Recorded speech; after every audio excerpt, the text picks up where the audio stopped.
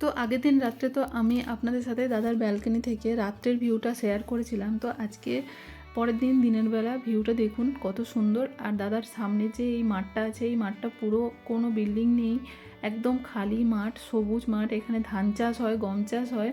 আর জানেন মাঝে মাঝে না এই মাঠটাতে অনেক ময়ূর আসে। তো একটু পরে দেখছি এত মেঘ করেছে, মেঘ করে বৃষ্টি আসার আগের মুহূর্তটা, আর আকাশটা এত সুন্দর লাগছে, চারিদিকের পুরো পরিবেশটা একদম চেঞ্জ হয়ে গেছে। তো এখানে এই মাঠটাতে অনেক ময়ূর আসে, মাঝে মাঝে দেখা যায়। আর ময়ূরের ডাকও শোনা যায় ঘরের ভেতর থেকে। তো যখন ময়ূরের ডাক শুনতে পাই তখন বাইরে এসে দেখলে ময়ূর দেখতে পাই আমরা। আর খুব বিদ্যুৎ চমকাচ্ছিল। আর আপনাদেরকে বলেছিলাম না যে স্পেশাল মানুষটার সাথে দেখা করতে আসবো, তো এই যে সেই স্পেশাল মানুষ, যে হচ্ছে এটা হচ্ছে আমার দাদার ছেলে। তো এর সাথে দেখা করতেই এত দূর থেকে ছুটে এসেছি, কারণ আমরা যখন নেদারল্যান্ডে ছিলাম তখনই এর জন্ম হয়। তারপরে আমরা যখন এলাম তখন এ প্রায় 10 মাসের হয়ে গেছে।